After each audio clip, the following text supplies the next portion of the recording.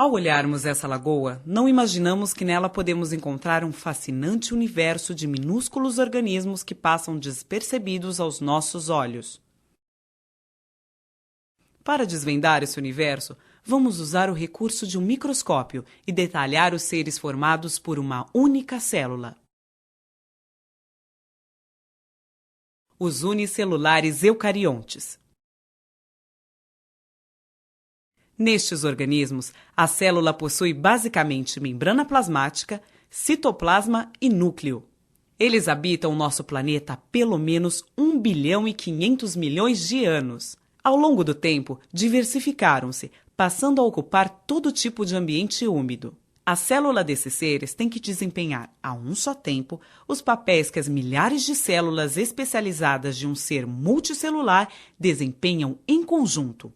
Vamos explorar alguns aspectos da biologia desses organismos.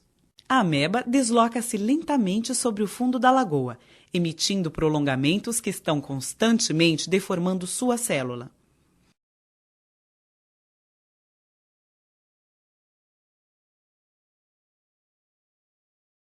Esses prolongamentos são chamados pseudópodes, termo que significa falsos pés. Os pseudópodes também são usados para capturar alimento, preferencialmente outros micro-organismos.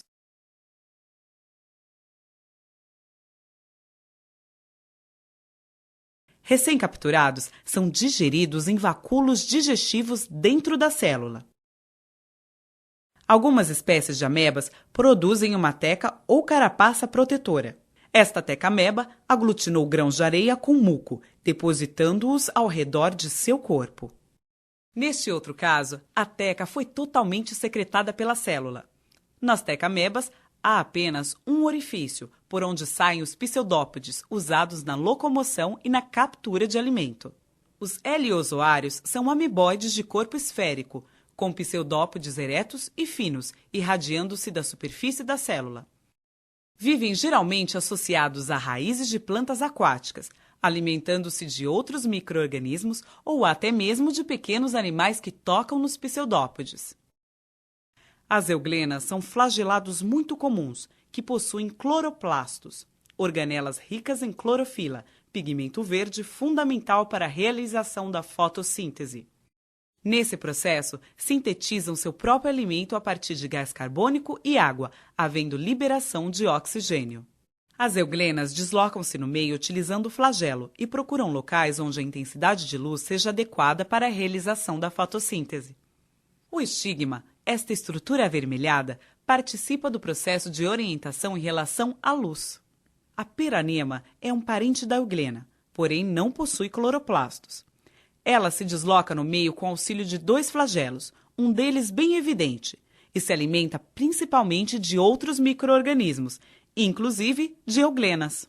Os ciliados são um grupo extremamente diversificado. Eles possuem cílios no corpo, que são usados na locomoção e, em vários casos, na captura de alimento. No paramécio, o corpo repleto de cílios permite uma ágil natação para frente e para trás. O batimento dos cílios também promove corrente de água, que traz partículas alimentares que são ingeridas através do citóstoma ou boca celular e digeridas em vacúolos digestivos no interior da célula.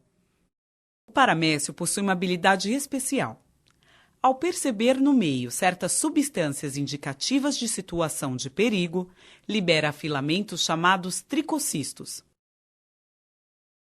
Observe essa micrografia eletrônica de varredura de um paramécio, com os tricocistos liberados e note o detalhe de um deles.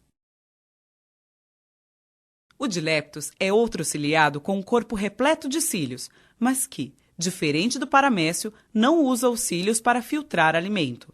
Com essa projeção da célula, que mais parece uma tromba, procura outros ciliados, suas presas favoritas. Foi o que aconteceu nesse caso, em que a célula da presa foi rompida e o material extravasado foi ingerido através do citóstoma, que se distende bastante. À medida que isso acontece, forma-se o vacúolo alimentar, onde o alimento será digerido. Este outro ciliado alimenta-se apenas de algas filamentosas, que ingere através do citóstoma.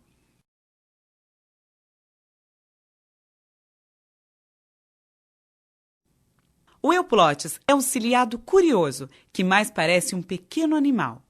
Ele se desloca sobre o fundo da lagoa usando cílios especializados, chamados cirros. Por meio de outros cílios especiais, filtra da água seu alimento. O stentor é outro ciliado que utiliza cílios especiais para filtrar o alimento. Ele pode se movimentar ou se fixar a um substrato, mudando a forma de seu corpo. Já as vorticelas vivem a maior parte do tempo fixas ao substrato por meio de um longo pedúnculo, que se contrai e se distende. Os cílios especializados promovem correntes de água que trazem partículas para a alimentação. Todos os ciliados são heterótrofos, mas alguns possuem algas simbiontes, como é o caso deste paramécio, que possui em seu citoplasma muitas algas verdes. Nos unicelulares eucariontes que vivem em água doce, muita água penetra na célula por osmose.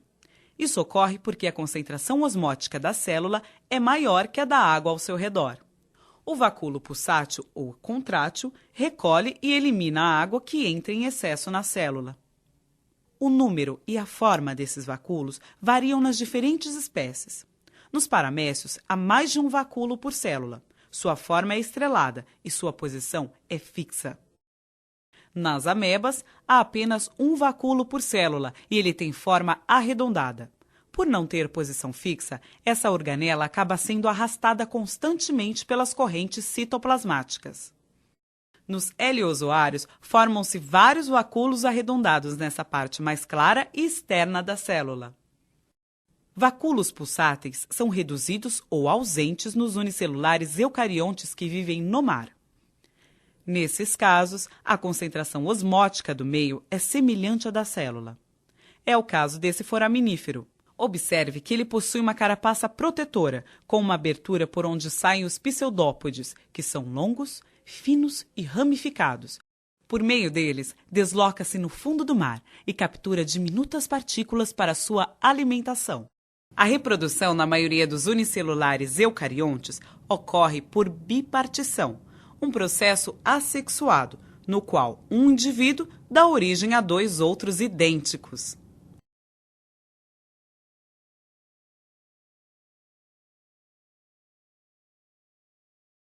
Mas nos ciliados, além da reprodução assexuada, há a reprodução sexuada, na qual dois indivíduos se unem, trocam material genético por meio de uma ponte citoplasmática e se separam.